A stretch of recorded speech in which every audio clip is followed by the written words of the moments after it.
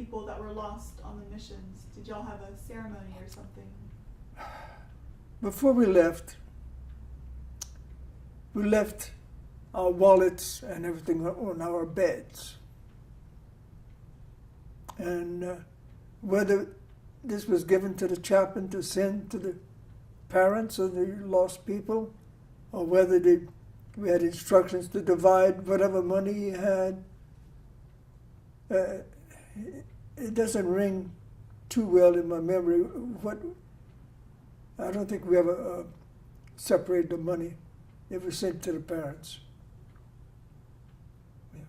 It was a sad occasion, of course. Would y'all do any kind of funeral or memorial for the people that you lost? No. Rather than, feel sad. But there was no standard memorial, I don't think. The chaplain took care of that. Supposedly. Yeah, I'm sure he did.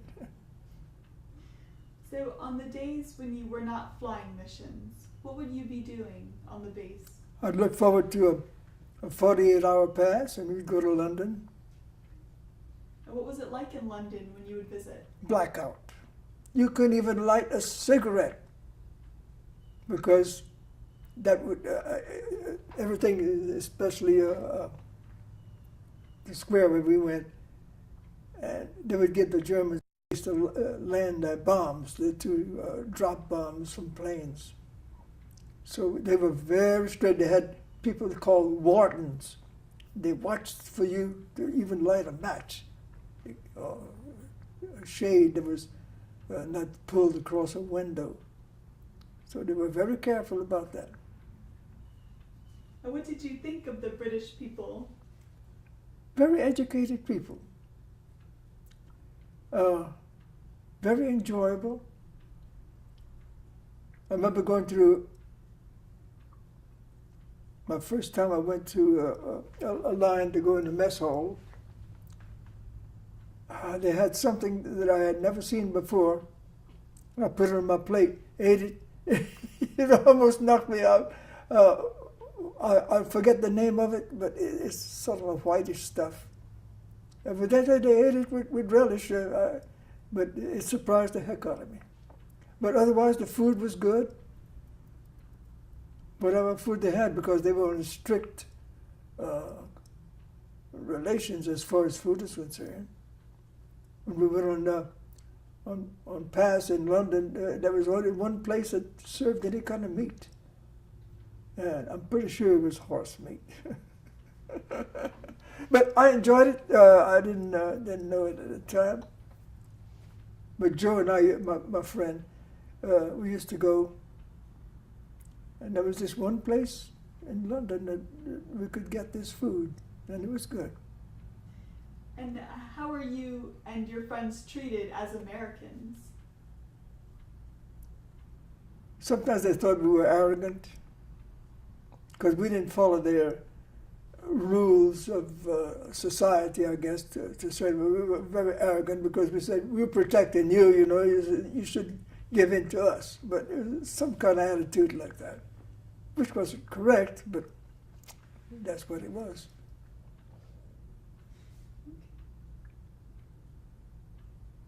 And how well did you pay attention to everything that was happening on the war front in the Pacific and also in different parts of Europe? Well, first thing, I was glad, I told you before, that I was not in the Pacific. I was in a civilized country. And that made me happy right away. I didn't follow it.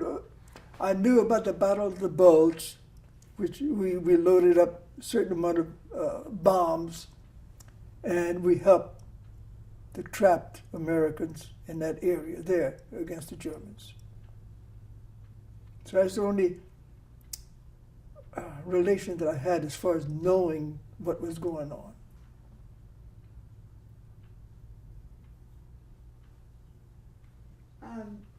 Was there a point where you kind of got the sense that the war was coming to a close, that the Germans were not as strong? Actually, when we went on missions, we were asked to look for any indications that the Germans were improving their abilities. And I remember seeing V-1s or V-2 missiles rising. Because when we came down after a mission, we had to debrief. We went to and debrief everything that we saw, what attitude we had, and so forth. The Germans were very good mechanics as far as the war is concerned. I think we overwhelmed them. That's the reason that sometimes we would go to bomb strictly a junction yard where all the railroad tracks came together, figuring that we would disrupt their abilities to transport from one to the other. But they recovered very fast. You got to give them. They're very smart people. Okay. And I understand that there were sometimes these, like, I guess, missions where everybody would be called up. Yeah, maximum effort. Do you remember any particular maximum effort mission that you went on? Not in a particular one, but I remember the contrails that we had. And sometimes we had a lot, 5,000 or 10,000 planes flying at the same time.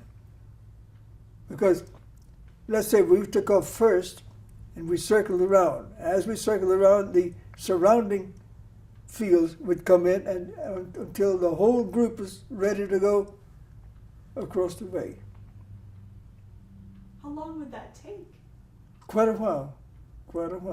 That's what I'm saying. The gas supply was in the huge wings of the B-17. So it took quite a while. And did you ever give much thought at the time about where you were dropping your bombs? It's just when we went to the briefing, they would tell us, well, you're going to Cologne, you're going to Leipzig, some other city. And that's what I knew about it. And then they'd have a special briefing for the pilot and the co-pilot, the navigator, and the bombardier. And the bombardier's equipment was so secretive that all I saw was a box that he carried it in. They never let us look. In case we got shot down, we might have to give information on the bomb site. And what did you think, either maybe later on, about the fact that there were civilians hit by these bombs? I never gave it a thought. I gave that as a bad group, and I'm in the good group. I never had any thoughts about it.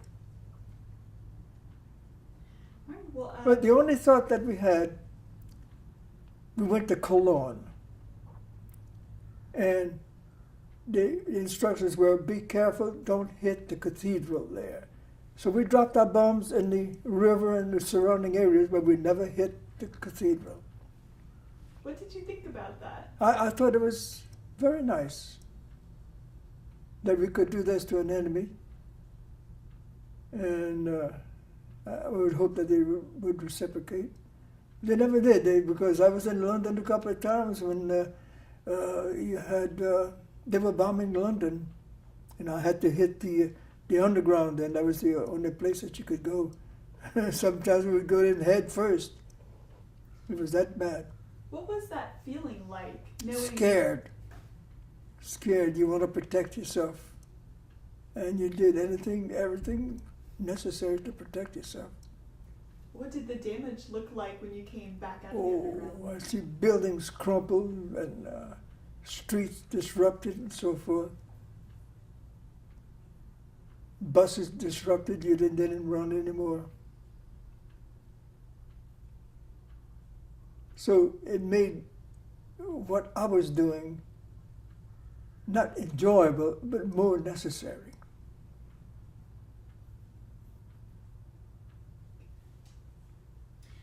So, how did you and your crew celebrate the end of the war?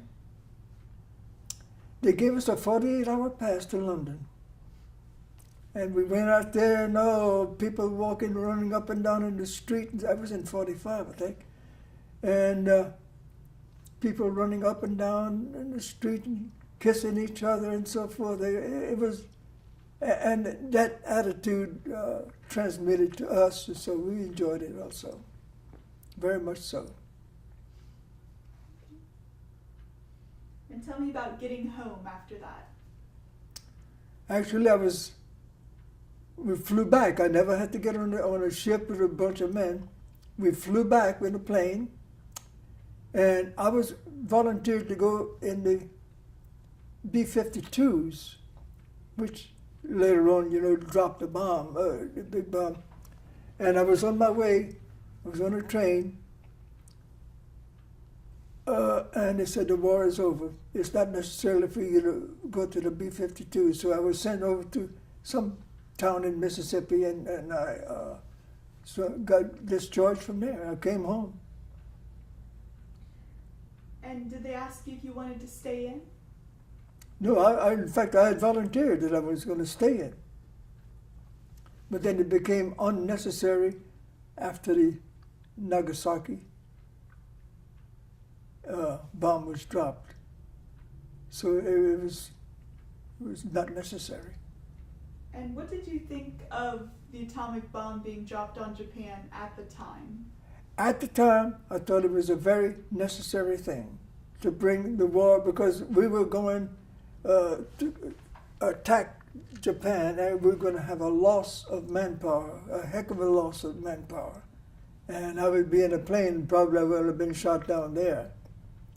But I said, that brings an end to the war.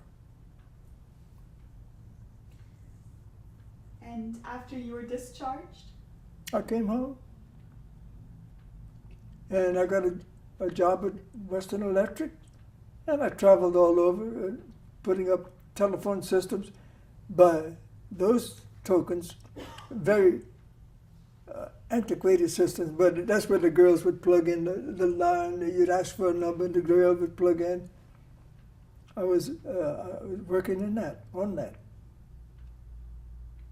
And did you make use of the GI Bill? Yes. How? I went to Alexandria and took flying lessons. So I got a private pilot's license, as long as I keep it up every 90 days, which I don't. But that's how, and then we bought a house.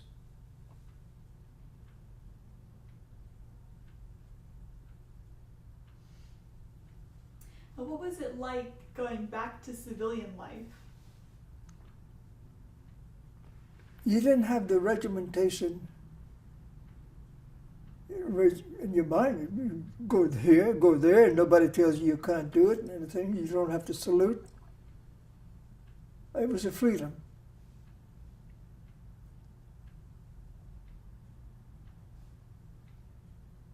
And did you have any remnants of your war years that stayed with you? Well, physical remnants was my uniform and so forth, which I eventually got rid of. But that was all. It was a freedom from having to salute every officer that you saw.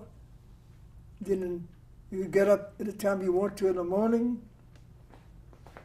Freedom. So what would you say is your most memorable experience of World War II?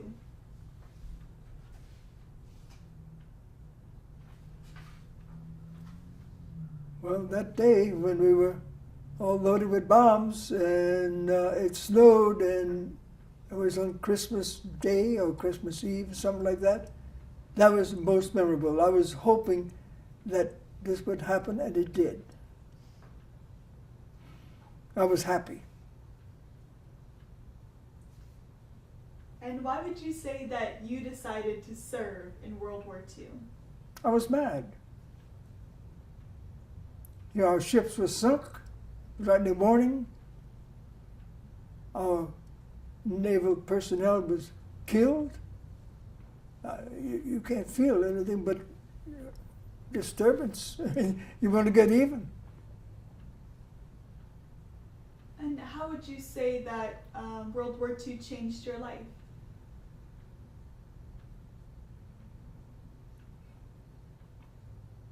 Well, I can't really place anything in a way that has changed my life, except that I have freedom to walk around, I have freedom to do what I want to within certain limits. But that's all. It didn't change me that much. And what does your World War II service mean to you today? Today, I'm glad it's over. I'm happy that the results were satisfactory. What do you think World War II means to America today? I think they feel the same way. They felt anger at first and then happiness that it's over. And you don't have shortages of shoes and gasoline and clothes and so forth that were induced during the war. And do you think it's important for us to have institutions like the National World War II Museum? Oh, definitely. I enjoyed it very much. I really did. So do you think we should continue to teach World War II to future generations? I think it's very important. Why? It makes you realize the things that you have to go through during war. Made you realize what happened during the war. So you can see the difference. I think it's important that people realize that we did have this conflict and it's produced in a very satisfactory manner too. I enjoyed it very much. Okay, great. Well, those are all of my questions. Oh. If you have anything else you want to add about your experience that I didn't ask you about? I think you covered it very well.